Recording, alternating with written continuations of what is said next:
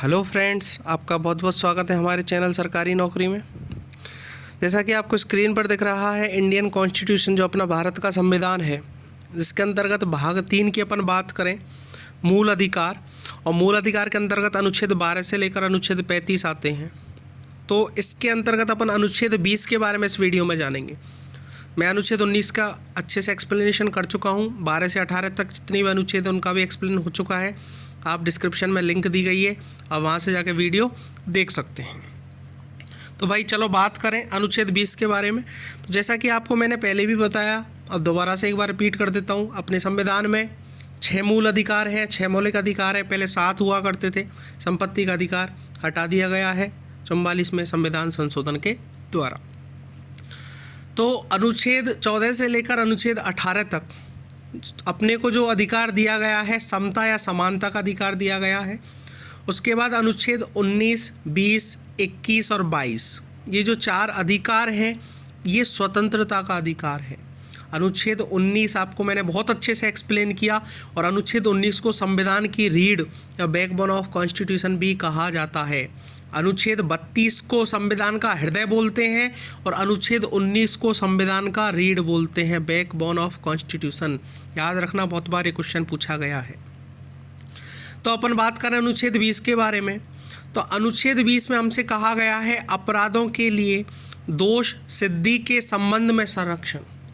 देखो, मैं थोड़ा सा बता देता हूँ। एक चीज़ हमेशा याद रखना कि जो अपने मूल अधिकार हैं, ये हमसे कोई नहीं छीन सकता। और आपातकाल की कंडीशन लग जाए तो बात अलग है। और आपातकाल की कंडीशन में भी अनुच्छेद 20 और 21 पर कोई फर्क नहीं पड़ता, ये हमेशा ध्यान रखना।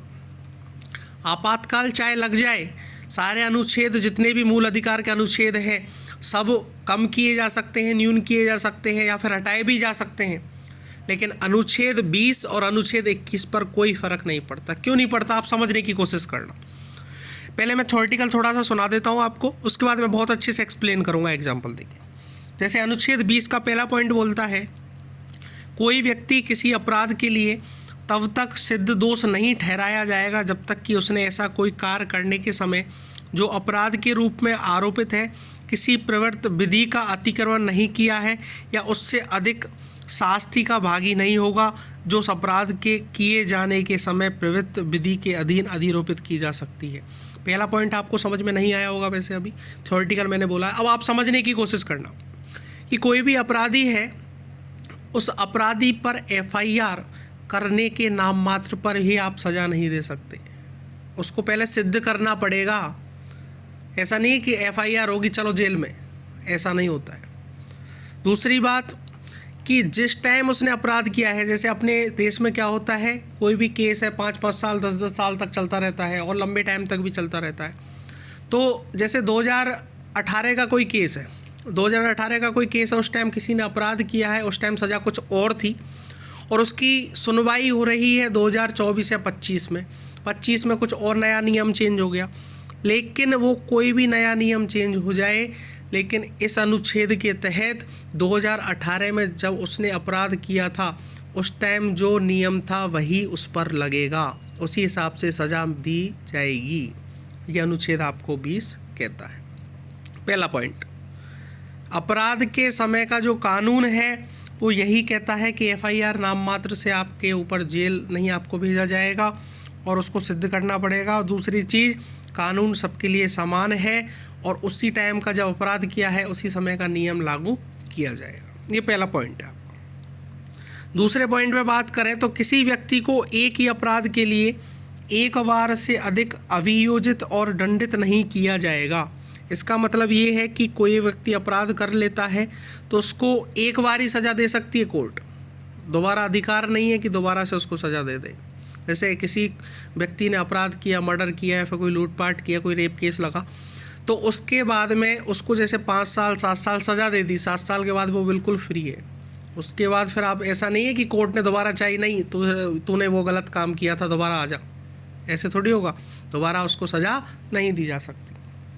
तीसरे पॉइंट पे अपन बात करें तो किसी अपराध के लिए अभियुक्त किसी व्यक्ति को स्वयं अपने विरुद्ध साक्षी होने के लिए बाध्य नहीं किया जाएगा। सबसे इम्पोर्टेंट बात कि पुलिस को जो गवाही दी जाती है कहने का मतलब किसी व्यक्ति पर एफआईआर हुई, पुलिस उसको पकड़ ले जाती है, फिर पुलिस गवाही लेती है उस व्यक्ति से कि तूने ये काम किया या नहीं किया, पुलिस मारपीट भी करती है, तो पुलिस को दिया गया कोई भी बयान किसका, अपराधी का, वो सुप्रीम कोर्ट में बाध्य नहीं होगा। सुप्रीम कोर्ट का बयान अलग होता है, हाई कोर्ट का बयान अलग होता है। नॉर्मल कोई भी कोर्ट हो, कोर्ट में बयान वो माना नहीं जाएगा, पुलिस को दिया गया बयान नहीं माना जाएगा, खुद के विरुद्ध गवाही नहीं मानी जाएगी। जैसे एक कहानी बहुत ज़्यादा चलती है, मैं थोड़ा सा समझा देता हूँ। ये टॉपिक आया तो 4-5 देशों की पुलिस थी, जैसे जापान, ब्रिटेन, अमेरिका, अपने इंडिया की भी पुलिस थी।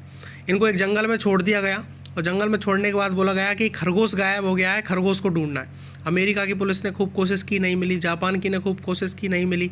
ब्रिटेन की ने खूब कोशिश की, नहीं मिली। लेकिन भारत की पुलिस गई और 1 महीने तक उस जंगल से बाहर ही नहीं आई। तो और लोगों की जो पुलिस थी उन्होंने सोचा कि भारत की पुलिस को क्या हो गया, आई क्यों नहीं, तो वो जंगल में गए। जंगल में जाने के बाद देखा तो एक सूअर को या एक किसी दूसरे जानवर को उल्टा लटका रखा था और उसके डंडे पड़ रहे थे, उसकी खूब मार दे रहे थे और उसको बोल रहे थे, बोल तू खरगोश है कि नहीं, बोल तू खरगोश है कि नहीं, बोल तू खरगोश है कि नहीं। तो एक छोटी सी स्टोरी है। तो पुलिस चाहे तो किसी का बयान ले सकती है, पुलिस चाहे तो अपराधी से गुनाह भी कबूल करा लेती है, लेकिन उसका मान्य अपने कोर्ट में नहीं है। ये बोलता है अनुच्छेद 20 का 3 पॉइंट। तो ये अनुच्छेद 20 है। Thank you.